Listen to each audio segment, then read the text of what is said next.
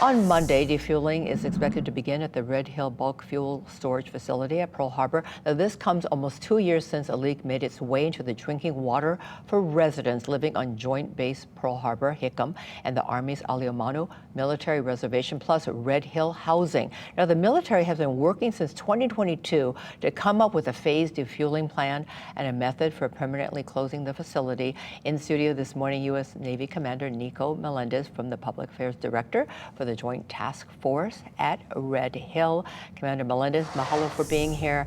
Now, tell us, we really appreciate you being here. So tell us, on a Monday, the defueling process after 2 years is going to start. So what is that going to look like? Right, well, thank you for having me. We're going to start gravity defueling on Monday. What that looks like is yesterday we had your team out. We welcomed the first tanker to come into Pearl Harbor that will assist us in the defueling process. And gravity defueling is basically like the water cooler. We're going to open the valves and then we're going to drain the fuel from the tanks down the lines onto the tanker, and then the tanker will depart, and then another tanker will come in transporting the fuel to different points. So how long does it take to empty these tanks? You said there's going to be gravity based. Right, so each ship, each tanker that comes in, it's going to take about 3 days to fill each tanker. Okay. We're expecting to use about 9 different tankers over the course of the defueling process, the gravity defueling process, and we expect to be done with most of the fuel by the middle of January. So what has the Joint Task Force been doing to preemptively ensure that the safety of residents and, of course, the environment during this time? Sure. So we have worked with our regulators, the Department of Health and the Environmental Protection Agency, to complete the 253 repairs, modifications, and enhancements. We've done rehearsals, exercises, training. And then we've employed a lot of different things to protect the aquifer. 400 different measures have been taken, from sandbags and barriers to training. We now have a roving security and fire watch going through the facility to make sure the facility and the aquifer are protected.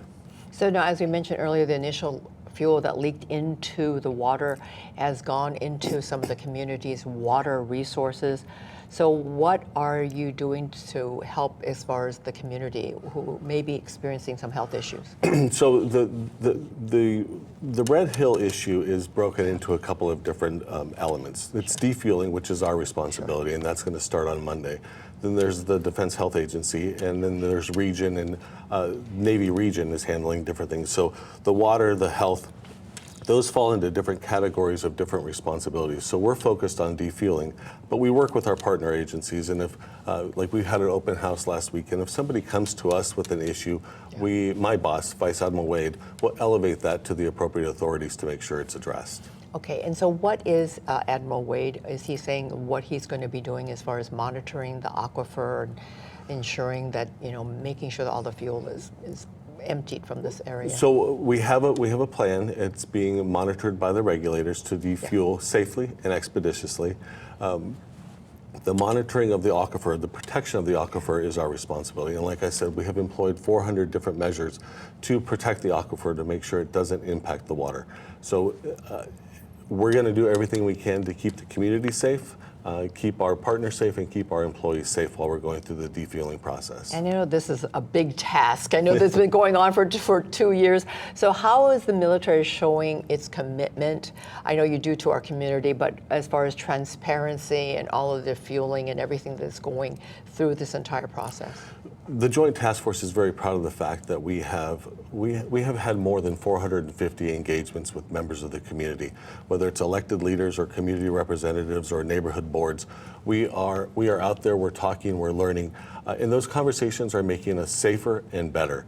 During the defueling process, we will be updating the public on a daily basis of how much fuel has been removed from the facility. We do have an app. It's available on Google Play and the App Store. It's under JTF Red Hill. And we encourage residents and the community members to download the app so they can monitor it. So we're going to update it every day that we're defueling so people understand what is happening, what's been done, and what we have left to do.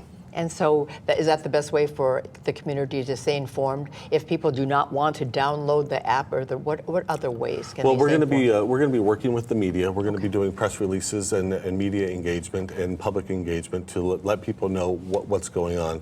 But it's really important that the public stay informed. And we have been out there and we have been talking and we have demonstrated transparency because we're partners in this, and our job is to rebuild trust with the people of Hawaii, and we're doing everything we can to do that. Yes, well, thank you so much. We really appreciate that, and we appreciate you sharing your time with us. I know that this is a big task.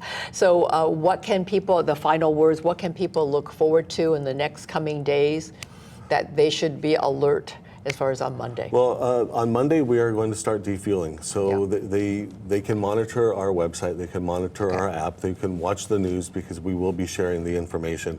But I think it's most important for people to know that we're going to take every step that we can to protect the community, protect the aquifer, and protect our employees, because without our employees, we're not able to do this. Without the staff, we're not able to do this. And without the community helping us, guiding us, and wishing the best for us, we are going to get this done. We're going to get it done safely, expeditiously, and on time. Okay, mahalo, appreciate it. And definitely we appreciate what you're doing, and we will, of course, have all the information on our website, KITV.com. Thank you so much for having me.